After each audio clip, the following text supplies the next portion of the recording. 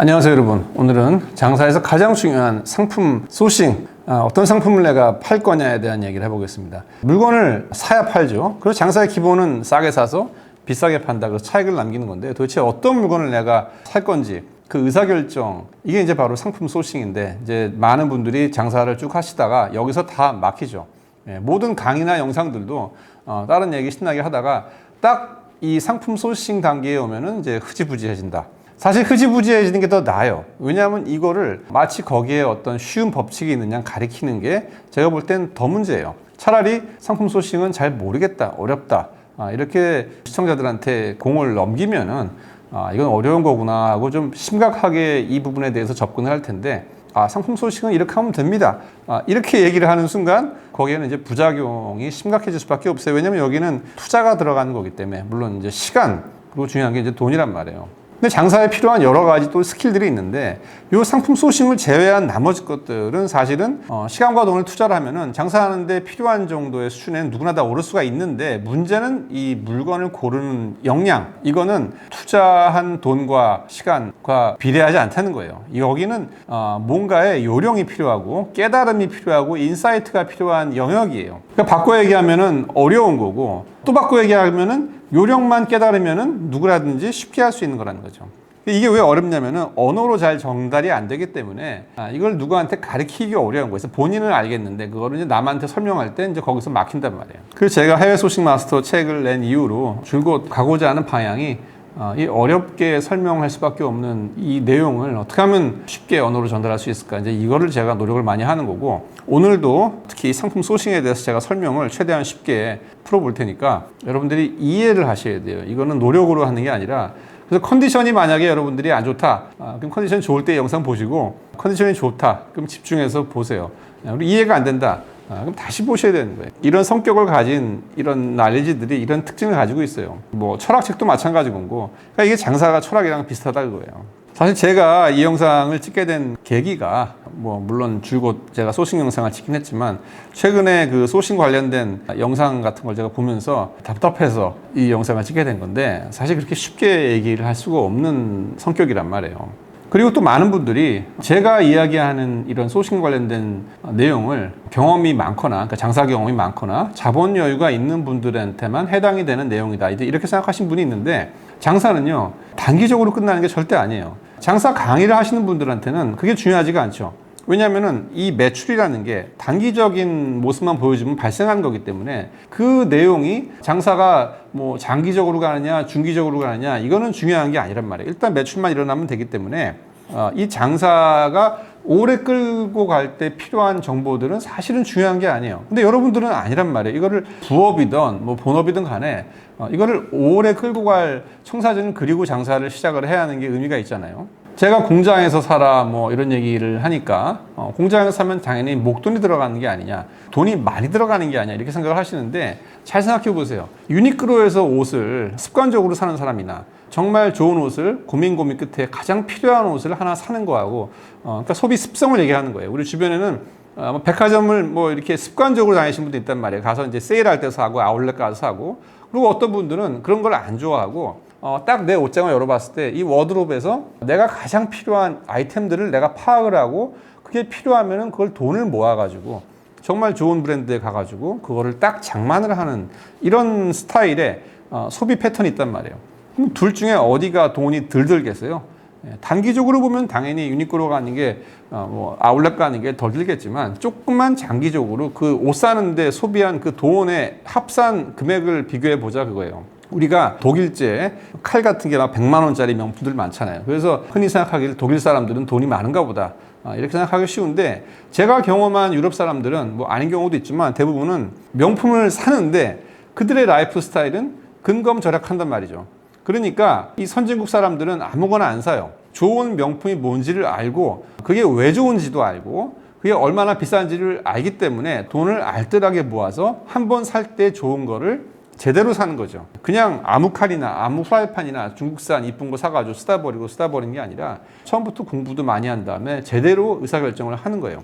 이 장사도 마찬가지라는 거죠. 당장 사오면은 팔릴 거, 내 샵의 성격이나 내 브랜드의 성격과 맞건 안 맞건 간에 그냥 돈 되는 것들을 이것저것 사와가지고 파는 거하고, 정말 의미 있는 상품을 내가 딱 찍어서 그거를 제대로 사오는 거하고, 살 때 전체 금액은 이게 많겠지만 이 물건이 내 장사에 끼치는 영향과 그 다음에 이 물건이 나한테 벌어다 줄 그 금액, 그 다음에 물건이 안 팔렸을 때 거기에 대한 리스크, 재고 리스크 같은 걸 다 두 개를 감안해 봤을 때 도대체 뭐가 낭비고 뭐가 절약이라는 거죠. 아무 의미 없이 이것저것 잘 팔리는 거 키워드 조사해가지고 막 사다가 판단 말이에요. 또 그렇게 사게 되면 이것저것 다 사기 때문에 재고가 이렇게 산더미 같이 쌓일 수가 있는 거고, 이렇게 사면은 물론 이제 성공하면 좋겠지만 적중을 못 해가지고 재고가 쌓여 있더라도 이거는 단일 품목이기 때문에 재고 처리하기가 쉬워요. 이렇게 찔끔찔끔 사가가지고 안 팔리는 물건들이 산더미처럼 쌓여있으면 이거는 무게로 재서 팔아야 되는 거고, 이 물건 같은 경우는 방향성이 명확하기 때문에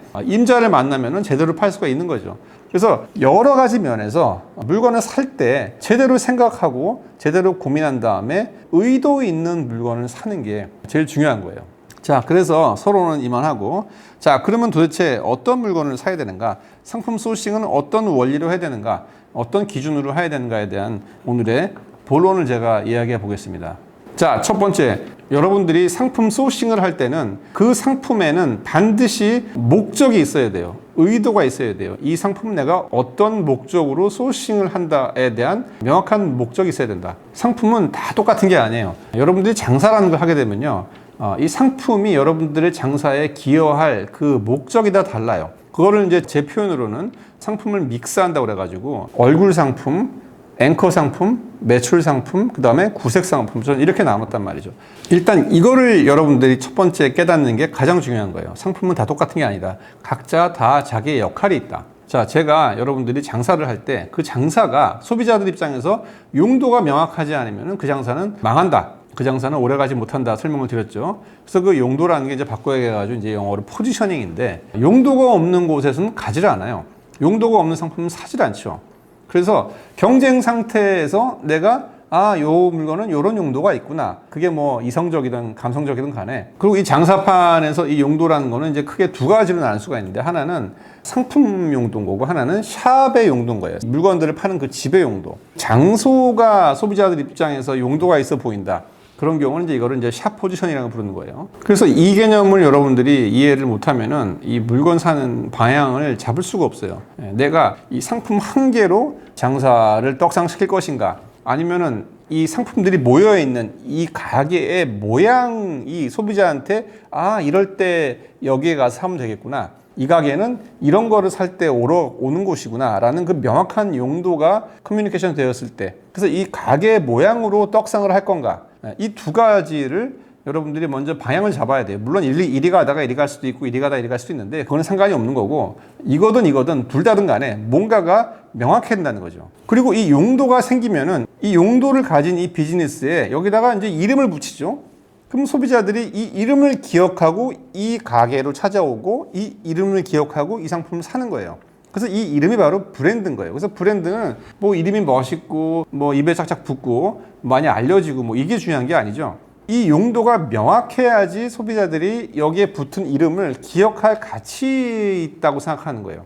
아무리 자주 보고 아무리 이름이 이쁘더라도 그 이름이 붙은 그 컨텐츠, 상품이든 그 가게든 간에 그게 내가 기억할 용도가 없다, 기억할 가치가 없다 그러면은 이 뇌는 그거를 기억을 안 해요. 아무리 많이 봐도. 그래서 브랜드는 결국 이 포지셔닝하고 딱 붙어 있는 거예요. 용도. 자, 그러면 첫 번째, 여러분들의 비즈니스가 상품 한 개에서 브랜드가 된다. 내가 상품 브랜드로 떡상을 해보겠다 라는 식으로 방향을 잡았으면은 여러분이 사는 그 상품은 거기에 붙은 브랜드를 소비자들이 기억할 가치가 있는 상품이 되는 거예요.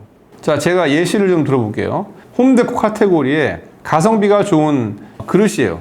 예뻐요. 그리고 잘 팔려. 가격도 싸. 근데 이런 물건들은 사실은 많이 있거든요. 그래서 이거는 이 상품 자체가 아무리 많이 팔린다 한들 사람들은 여기에 붙어 있는 그 로고를 별로 기억하고 싶지를 않아요. 그냥 이쁘면 사는 거죠. 그 다음에 청소용품도 마찬가지예요. 그 청소용품이 뭐 기존 거보다 조금 더 좋아요. 근데 사실 이런 청소라든지 이런 생활에 밀접한 물건들은 조금만 가격이 싸고 조금만 예쁘면 사람들이 거기에 확 몰리거든요. 그래서 매출이 많이 일어나요.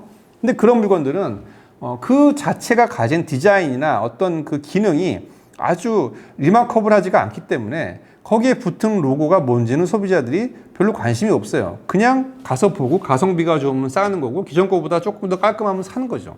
그러니까 이런 물건들은 여러분들이 아무리 많이 소싱을 하고 매출을 이렇게 봤자 사실은 그게 브랜드로 이어지지가 않는 거예요. 즉 상품 포지셔닝이 성립이 안 되는 거죠. 그래서 이런 거는 사실은 밑 빠진 독에 물 붓기 장사가 되는 거죠. 같은 값이면은 같은 매출을 일으킬 거면은 이게 많이 팔려서 내 상품이 브랜드가 돼서 소비자들이 많이 기억을 하게 만들어야지 그게 장사의 숏컷인 거지. 매출은 많고 파는 물건들은 많은데 아무도 이 상품에 붙어 있는 브랜드를 기억하지 못한다? 이거는 사실은 제가 봤을 때는 낭비인 거죠. 물론 뭐 그거로도 만족하는 분들이 있겠지만 장사는 그렇게 하는 게 아니라는 거예요. 그 낙강화라는 표현이 보따리 장사 뭐 이런 표현이 그 장사의 업태를 제가 비하하는 말이 아니고요. 보따리 장사 낙강화 해가지고 뭐 100억 200억 하신 분들 많아요. 그래서 100억 200억 해가지고 뭐 건물도 사고 뭐 다 유학 보내고도 많은데 그거를 제가 비하하거나 낮추는 게 절대 아니라는 거예요. 제가 이야기하는 거하고 다른 비즈니스라는 거예요. 저는 100억을 만약에 여러분들이 매출을 만드는데 그 100억에 브랜드가 붙어 있잖아요. 그러면 여러분들이 그 장사 이외에 여러 가지 일들이 많이 일어납니다. 여러분의 사회적 신분도 올라가고 내적 신분, 자존감도 당연히 올라가는 거고 그 다음에 이제 그게 이제 매각이 가능하게 되는 그러니까 엑시시 가능한 거죠. 사실 낙가마 100억 한다. 그건 아무도 살라는 사람은 없죠. 거기에 투자하려는 사람도 없고. 그래서 이 브랜드를 가져야지만 여러 가지 이 장사, 이 자본주의에서 이제 매직이 일어나는 거예요. 그래서 제가 가르치는 길은 이제 어쨌든 간에 똑같은 시간과 똑같은 노력을 하면은 이왕이면 브랜드가 되는 방법을 여러분들이 배워야 하는 거죠. 그래서 그 상품이 매출이 중요한 게 아니라 이게 브랜드로 소비자들한테 인지가 될 수 있는 종류의 상품인지 아닌지를 먼저 파악을 해야 돼요. 예쁘다. 그냥 예쁘다 하고 여기에는 뭔가 뒤에 디자이너가 있어서 어떤 미학적인 게 녹아있구나 하고 완전 다른 거예요. 전자는 그냥 예쁘고 가성비, 가심비가 좋아가지고 물건이 팔리는 거고 똑같이 예쁜 건데 이 뒤에 어떤 디자이너가 있는 것 같다. 이거는 이제 브랜드가 되는 거예요. 그러니까 이게 되게 미묘한 거죠. 어떤 기능이 좋아요. 뭔가가 더 추가가 됐어. 근데 그 추가가 되고 더 좋아진 그 기능이 일반적이지 않아 보인다. 여기에는 뭔가가 R&D가 있는 것 같고 뭔가 뒤에 큰 진입장벽이 있는 기술 같다. 이렇게 느껴지면 소비자들이 이 브랜드를 기억을 해요. 이 기능 때문에. 근데 기존 거보다 조금 더 커졌다, 조금 더 편리해졌다, 조금 더 빨라졌다. 근데 이 기능이 뭐 특별한 기술이 있는 게 아니에요. 이거 소식만 잘하면 되는 거예요. 이거는 아무도 기억을 안 해요. 그냥 가성비가 좋은 거죠. 여기서 뭐 응용할 게 상당히 많은데 오늘은 핵심만 얘기해야 되니까 포인트만 딱 짚고 넘어가겠습니다. 이 차이를 여러분들이 소비자 입장에서 잘 판단을 해야 돼요. 내가 이 물건을 사는데 여기 기능이 좋은데 이게 브랜드로 인지될 기능인지 여러 물건들 중에서 그냥 조금 더 나아가지고 많이 팔릴 물건인지 이거를 여러분들이 철저하게 장사 입장이 아니라 물건을 사는 소비자 입장에서 이걸 판단을 해야 돼요. 이 정도는 누구나 다 할 수 있어요. 자, 두 번째는 이제 샵 포지셔닝일 경우에요. 상품 한 개로 승부하기보다는 물건들이 모여있는 그 행태가 용도가 있네 라고 커뮤니케이션 되는 거. 예를 들어가지고 뭐 홈데코라든지 뭐 디자인이라든지 뭐 구색이 많아야 되는 물건들 많잖아요. 이런 것들은 사실 물건 한 개로 대박 나기가 어렵기 때문에 모든 그 많은 구색을 여러분들이 다 돈을 주고 사오면은 자본이 너무 많이 들어가잖아요. 그래서 이 집은 뭐를 파는 집이구나 라고 명확하게 나의 샵 포지셔닝을 소비자들한테 커뮤니케이션 할 수 있는 가장 효과적인 아이템을 사야죠. 그거에 바로 얼굴 상품이에요. 걔는 많이 안 팔려도 돼요. 그 물건이 여기에 꽂혀 있고 소비자들이 그거를 보는 순간 이 집은 이거 전문으로 파는 데구나. 이런 것까지 파네. 여긴 되게 전문적이네. 아니면 이런 디자인도 파네. 이런 디자인 물건들을 파는 데구나. 이런 식으로 나의 포지셔닝이 전달될 수 있는 그 메신저 역할만 제대로 하면 되는 거예요. 그래서 그런 물건들을 얼굴 상품이라고 부르는 거고 그 다음에 그런 물건만 있어도 장사가 안 되잖아요. 그럼 이 안에는 나의 샵 포지셔닝과 방향과 일치하면서도 돈을 벌 수 있는 앵커 상품도 필요한 거고 그 다음에 나와 비슷한 이 샵 포지셔닝을 하고 있는 그 경쟁 회사들을 비하시킬 수 있는 비하시키기 위해서는 이제 그들이 주력으로 파는 걸 내가 싸게 팔아버리면 여기 이제 바가지 씌우는 것 같잖아요.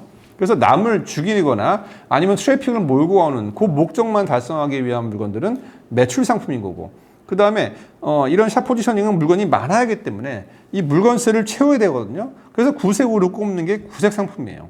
그러니까 자세한 내용은 제가 강의에 설명을 드렸으니까 오늘은 스킵을 하고, 이렇듯 이 한 가지 이 샵 안에는 지금 제가 4가지만 설명을 드렸지만 여러 가지 용도의 목적을 가진 상품들이 존재를 한단 말이죠. 그럼 여러분들이 물건을 살 때 각각의 이 물건은 앵커로 꼽아야지, 이 물건은 매출로 해야겠다, 이 물건은 얼굴로 해야겠다, 이런 식으로 용도를 가지고 소싱을 해야 된다. 그러니까 이게 중요한 거예요. 물론 돈은 앵커에만 많이 투자가 되겠고, 나머지 것들은 매익에는 그렇게 중요한 용도라기보다는 다른 목적으로 물건이 존재하기 때문에 거기에는 뭐 남의 물건 넣어도 되는 거고, 구매 대행을 넣어도 되고, 도매에서 사도 되고, 해외 브랜드를 뭐 비싸게 사와가지고 소량으로 넣을 수 있는 거고. 그러니까 돈의 거의 8, 90%는 이 샵 포지셔닝도 앵커에 집중이 되겠지만 나머지 물건들도 필요하다는 거죠. 제가 강의하다 보면은 많이 느끼는 게 단 10,000원, 10만 원도 무조건 다 잘 팔릴 상품만 소싱하려는 분들이 많단 말이에요. 이게 이 가게를, 여러분들의 샵을 누더기로 만드는 가장 중요한 원흉이란 말이에요.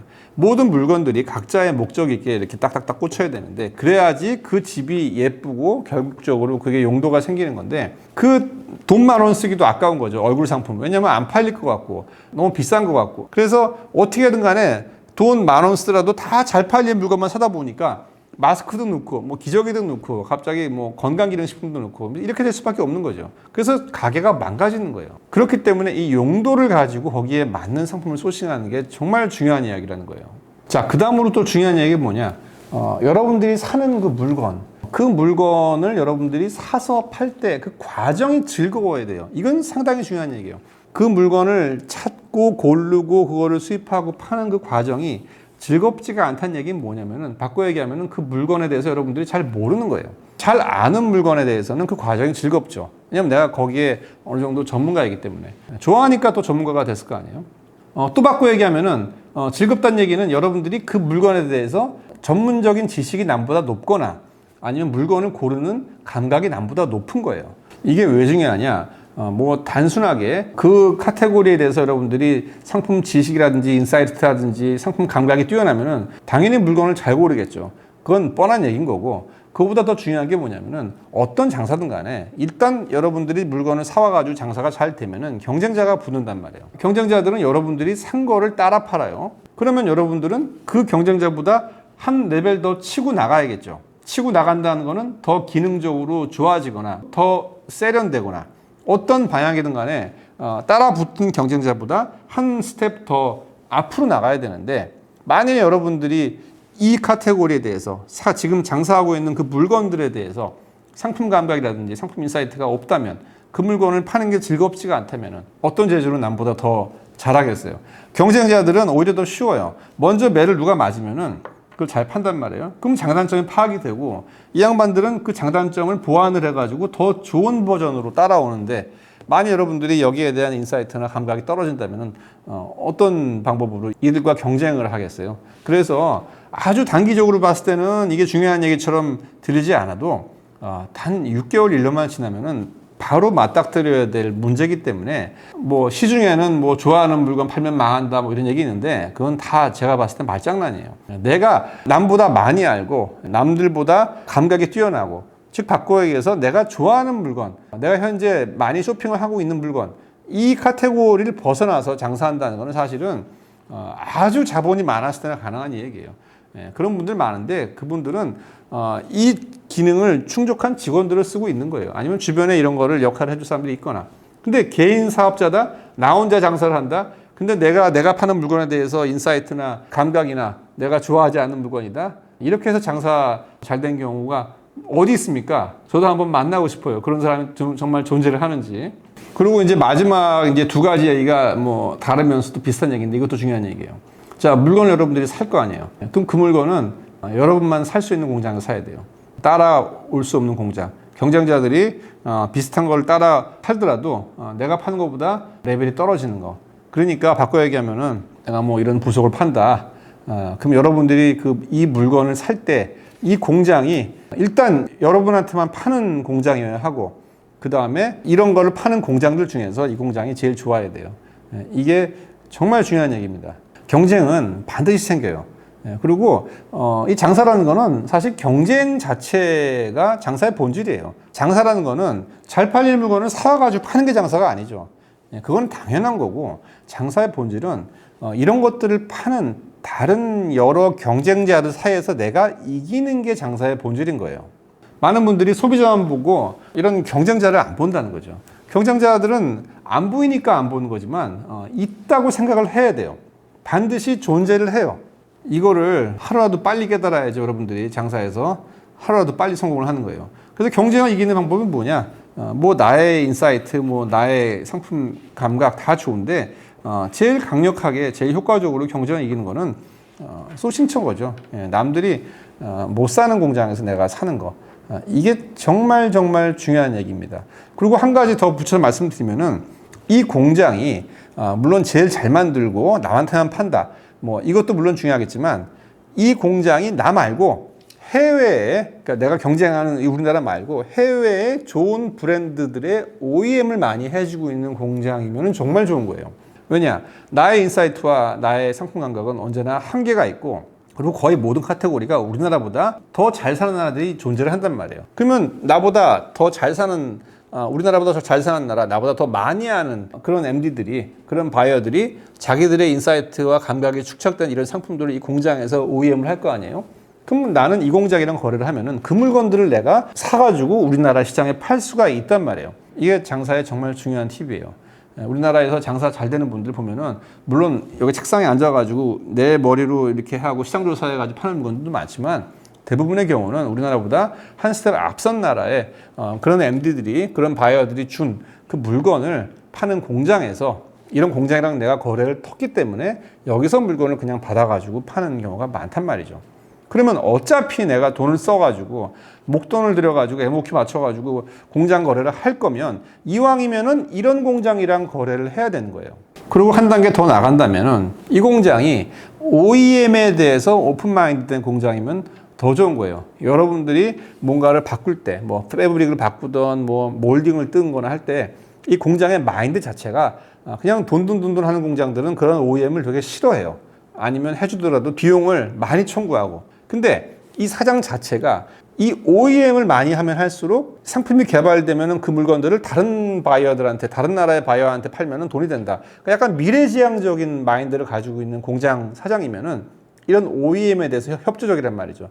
뭐 비용적이든 시간적이든 정서적이든 간에. 그래서 이런 조건을 갖춘 공장이랑 거래를 하는 게 정말 중요한 거예요. 그래서 오늘 제가 여러 가지 얘기를 했는데, 물건을 살 때 그 기준이 뭐냐? 여러분의 포지셔닝, 장사의 방향과 부합하는 물건을 고르느냐 안 고르느냐가 제일 중요한 거죠. 그러니까 쉽게 얘기해가지고 브랜드가 될 수 있는 상품을 고르느냐, 그게 샵 브랜드든 상품 브랜드든 간에, 그게 제일 중요한 거고, 두 번째가 여러분이 많이 아는 거, 좋아하는 아이템, 이거를 해야 한다는 거고, 세 번째가 어디서 사느냐. 똑같은 물건이라도 이왕이면은 좀 아까 설명드린 이런 여러 가지 조건을 갖춘 공장에서 사야 되는 게 장사를 성립하기 위한 가장 기본적인 조건인 거예요. 그 다음에 뭐 요즘에 뭐 키워드가 어쩌고 소비자들이 좋아하고 뭐 연예인이 나오고 뭐 이거는 사실은 이 중요한 얘기가 충족이 된 다음에 나오는 트리비얼한, 어떻게 보면 누구나 다 해야 되는 그냥 뻔한 얘기들이에요. 이게 충족이 안 되고 이것만 한다? 뭐 될 수도 있겠죠. 근데 그거는 장사라기보다는, 뭐 이것도 장사긴 장사지만 이거는 여러분의 직업이 될 수 없어요. 그냥 연습. 근데 이런 거를 장사라고 가리키는 거는 제가 봤을 때 그거는 상당히 도의적인 문제가 있다고 봐요. 이거를 가리키는 분들 자체도 사실 뭐 악의가 있다고 생각은 안 해요. 왜냐면 본인도 모르니까. 본인도 이런 장사를 안 해봤기 때문에 뭐 이게 옳다고 생각을 하겠죠, 본인들도. 그래서 선의로 소싱은 이렇게 하는 겁니다, 이렇게 가리키는 게 그럴 수도 있다고 보지만, 사실 선의만 갖고 있다고 그래가지고 이 장사라는 거는 이 시간과 돈이 들어가는 부분이기 때문에 이건 좀 신중하게 접근할 필요가 있어요. 특히 상품 소싱에 대해서는. 그래서 이 부분을 소홀히 하라는 얘기는 아니에요. 이건 당연히 해야 되는 거예요. 이건 열심히 하시고, 근데 이거 이전에 정말 중요한 얘기, 오늘 제가 설명드린 이 이야기, 이거를 이해하지 못하면 장사는 계속 그 다람쥐 쳇바퀴를 반복을 합니다. 지금까지도 그랬고 앞으로도 그렇게 갈 거예요. 왜냐면 이 세상에 게임이 이렇게 만들어졌는데 어떻게 하겠어요. 앞서 제가 설명드린 돈을 세이브하는 두 가지 타입, 이런 식으로 장사를 해가지고 푼돈을 계속 쓰는 거하고, 돈을 한번 쓰더라도 제대로 장사다운 장사를 만드는 물건을 잘 공부를 하고 기획을 하고 한 번에 제대로 쓰는 거, 도대체 어디가 더 돈이 낭비가 되느냐, 여러분이 한번 판단해 보시라고 해요. 자, 오늘 영상은 여기까지 하겠습니다. 여러분 고맙습니다.